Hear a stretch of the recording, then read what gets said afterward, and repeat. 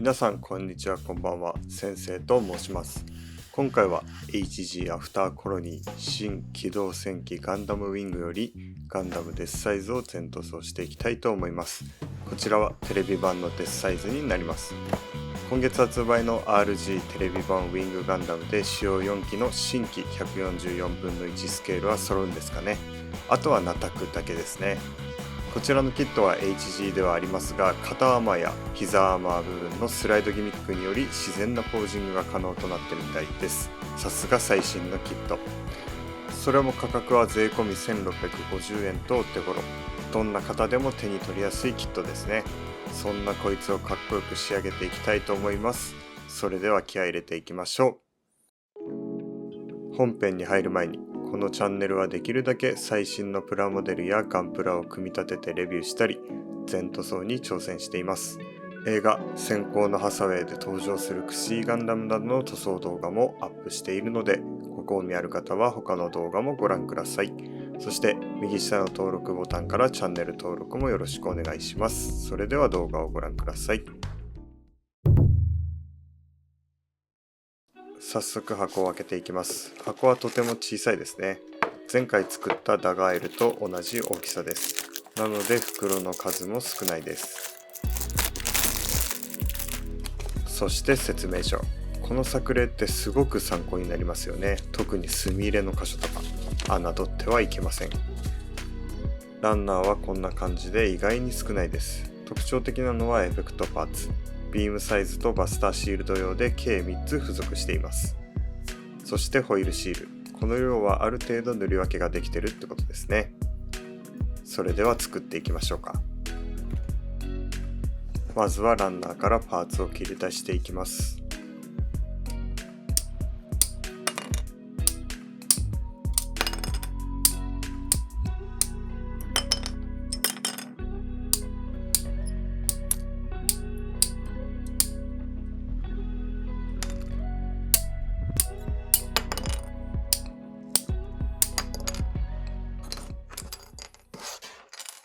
続いて2度切りをしていきます。使うのはオーロックスさんの片刃ニッパー。パーツとゲート跡が垂直になるように刃をパーツに沿わせて切っていきます。2度切りをしている間にこの機体についてざっくり説明を見ていきましょうか。プロフェッサー G が開発したガンダム。5機の中で最も機動性が高い。ハイパージャマーでレーダーを無効化し、索敵されることなく敵機に接近し、ビームサイズで一刀両断する。その姿はまさに死神である。基本ハイパージャマーはレーダーを無効化するだけなのですが、条件によってはカメラなどの光学機器にも影響を与えたらしいです。故に察知する前にやられてしまうんですね。いやー恐ろしい。そんなこんなで仮組みが終わりました。特徴的なカラーリングと死神を思わせる肩アーマー。かっこよさと恐ろしさのバランスが完璧ですね。付属武器のバスターシールドはパーツによる塗り分けが完璧になってます。ブレードは開くことができて、腕に取り付けてエフェクトパーツをつけることで射出を再現できます。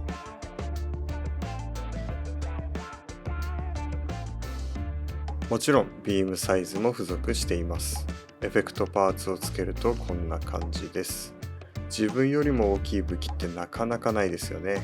まさに大釜を持った死神ですね。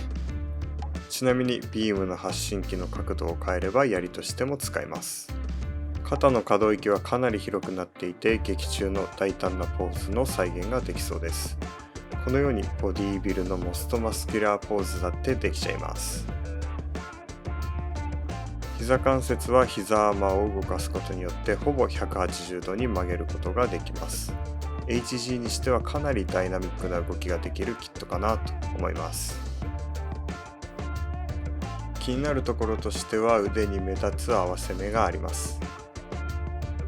ふくらはぎの裏にも大きく目立つ合わせ目があるので、ここら辺はしっかり消していきたいですね。全体を見るとこんな感じです。価格の割にはよくできていて、ビームサイズのエフェクトなんかもついているのでお得なキットかなと思います。早速このキットをかっこよく、そして死神にふさわしいように作り上げていきたいと思います。最初にこれらのパーツの合わせ目を消していきたいと思います。強化アーマーは後はめ加工はできないので、この状態のまま接着剤で消していきます。その後塗り分けしたいと思います。ピンは切ってしっかり合わさるようにしています。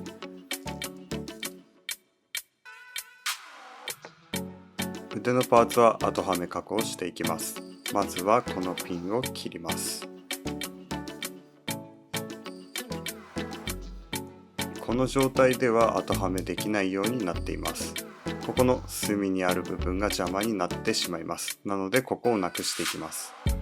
ある程度ニッパーなどで切り取ってヤスリで整えます。再度はめてみます。はまりましたね。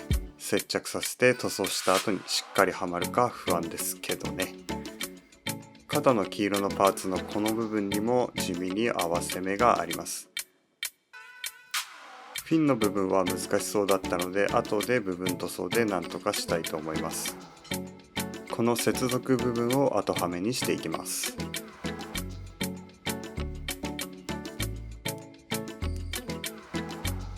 このダボの上の部分を加工していきます。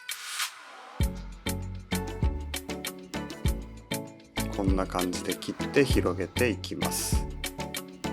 できたらパーツを上からはめて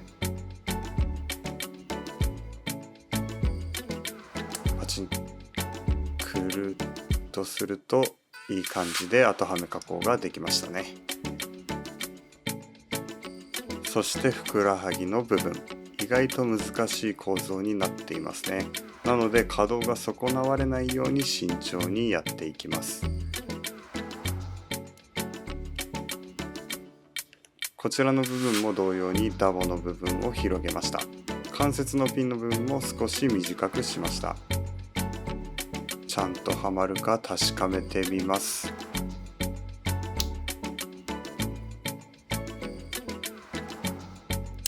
いい感じですね。あとは流し込み接着剤でしっかり合わせ目を消していきます。こちらが接着剤で合わせ目を消した後のものになります。すねの部分は段落ちモールドになっているんですが、むにゅっと出てきた樹脂で埋まっちゃっていたので、このままこのモールドは消していきたいと思います。使うのは瞬間接着パテ、パウダーと接着剤を混ぜてパテを作っていきます。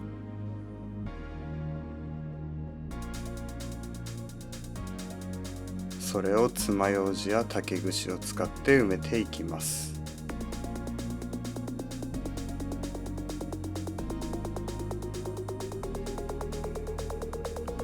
盛りすぎると後で削るのがめんどくさいので、余計な部分はしっかり取って調整していきます。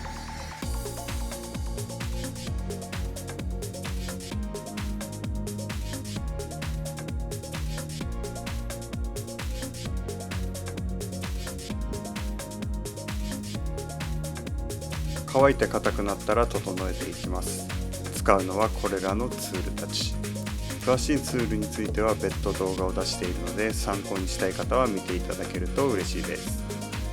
まずはある程度余分な部分をセラミックカンナ、バリ取りで削っていきます。合わせ目にできたむにゅっと出てきた樹脂の部分を削り落とします。ある程度削ったら洗い番手から800番くらいまでのヤスリで整えていきます。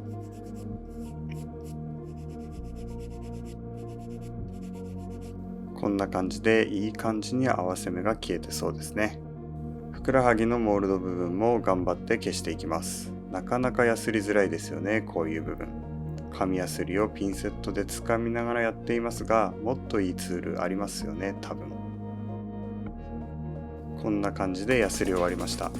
でもこのモールド部分の境目がぼやけたりしているので、ここをゴッドハンドさんの目立てヤスリで復活させていきます。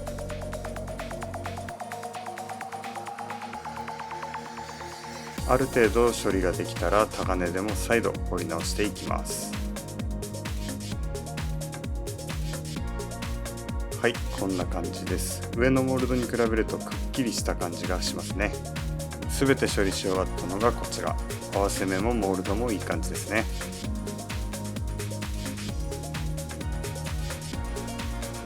最後にアンテナのシャープ化も行います。余分なフラッグと呼ばれる部分をニッパーでカットしてヤスリやデザインナイフで整えていきます。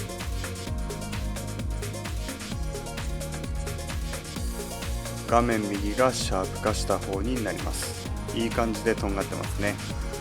処理が終わったらいよいよ塗装に入ります。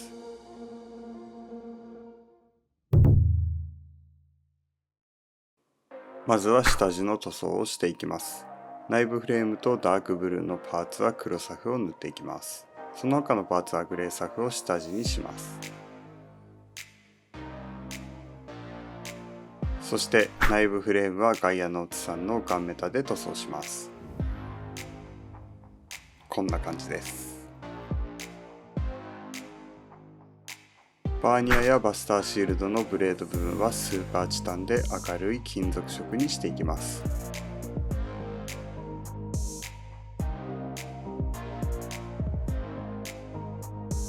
その他黄色や赤の差し色のパーツは応答色シャインレッドで塗装します。メインカラーを塗装していきます。白のパーツはニュートラルグレー3とバイオレットを混ぜて少量のネイビーブルーを加えたものを使用します。死神なので少し闇っぽいカラーにしていきたいと思います。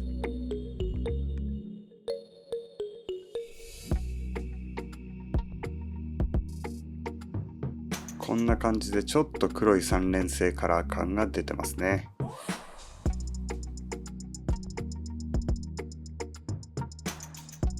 そして先ほど塗装したパーツを塗り分けていきます。使うのはニュートラルグレー3とネイビーブルーを混ぜたものになります。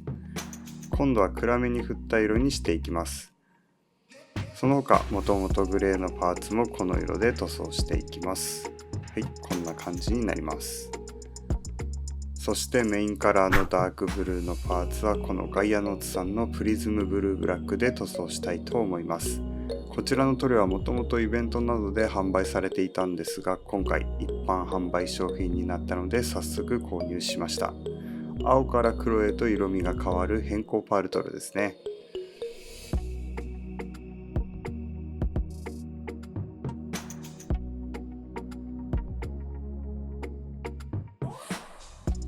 はい、こんな感じです。めちゃくちゃ綺麗じゃないですか。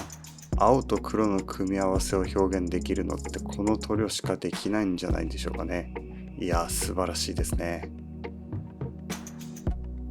比べると一目瞭然ですね。バンシーの色なんかにも良さそうですよね。いや、一般販売される理由が分かった気がします。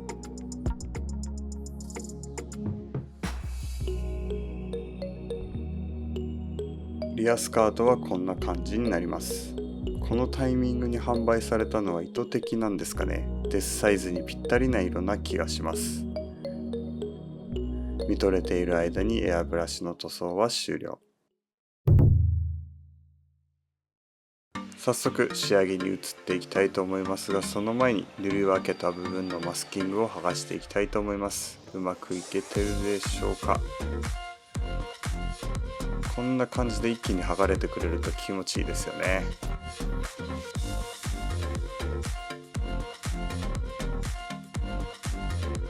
ペロンと。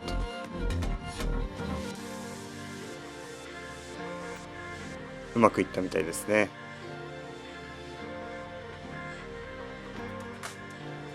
アンクルガードの部分もいい感じで仕上がったと思います。続いて部分塗装墨入れを行っていきます。使うのはこれらの塗料。クレオスの水性ホビーカラーやシタデルカラーです。水性塗料は使い勝手が良くてとてもいいですよね。希釈、水洗い用の水を用意して塗っていきます。この黄色いバケツ懐かしいですよね。バルカンなどの部分はこのシタデルカラーリードベルチャーを使用します。原液をパレットに取って水で希釈します。面相筆でちまちま塗っていきます。小さいので全神経を集中させて塗っていきます。こんな感じで他の部分も同様に塗っていきます。墨入れは水性ホビーカラーと薄め液、そしてマジックリンで行っていきます。3、4倍に薄めた塗料にマジックリンを数滴垂らします。しっかり混ぜてスミレを行っていきます。スーッと入っていきますね。この方法本当に便利、おすすめです。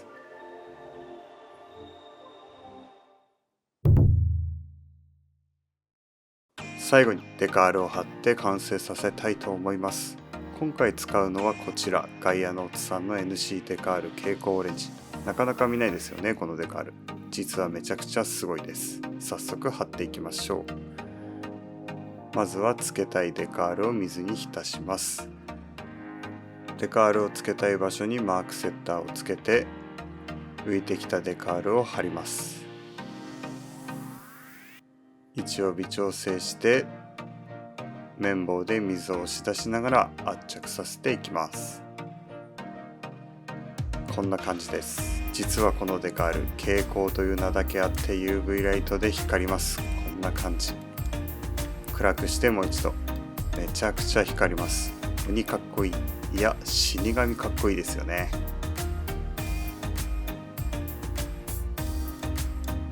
ちなみに目の部分も蛍光グリーンで塗装しているのでこのように光ります。仕上げのトップコートはプリズムブルーブラックの瓶に書いてある通り艶消しにしようと思います。はい、ということで完成しました。結局トップコートは艶消しとクリア半々で混ぜたものを使用しましたね。最終的な質感はこんな感じ。あまりギラギラしてなくて本当に上品な仕上がりになりました。いや、美しいですね。それでは早速組み立てていきます。まずは下半身から。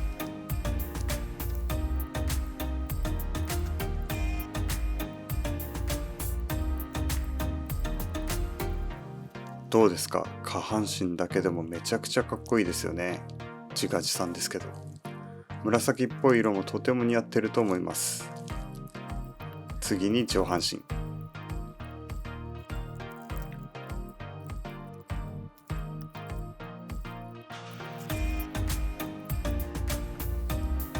そういえば股間のこの部分少しミスりました。最後に頭部を取り付ければ完成です。プリズムブルーブラック、すごく上品な色でとても感動しています。それではターンテーブルで見ていきましょう。ガンダムデスサイズ完成です。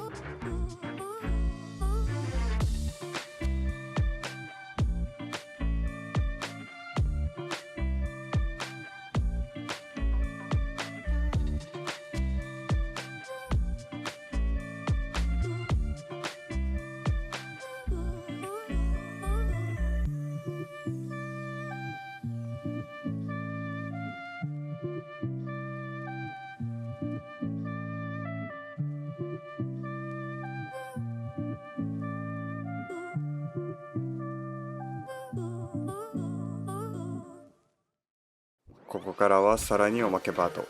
カメラアイ、エフェクトパーツ、蛍光デカールをフル活用。UV ライトで暗闇に潜む死神を再現してみました。それでは行ってみましょう。この姿を見たあなたは生きては帰れない。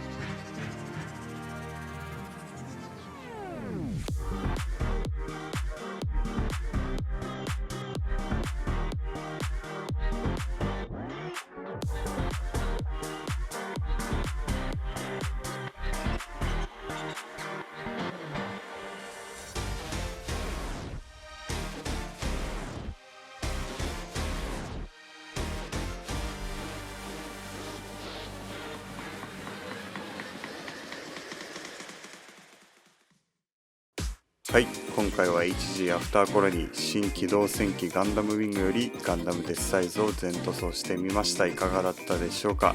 UV ライトで光らせた撮影うまくいきましたね。カメラアイの残像はエフェクトパーツの余ったランナーを切って温めて伸ばして作ってみました。こんなお手軽なキットなのにかなり遊べちゃうのでとてもいいキットですね。初心者の方でも気軽に楽しめると思います。最近ガンプラも品薄状態になりがちですが、皆さんも見つけたら購入してみてはいかがでしょうか。そういえば映画先行のハサウェイやっと公開できそうですね。どんどんガンダムガンプラブームを巻き起こしていきましょう。それではご視聴ありがとうございました。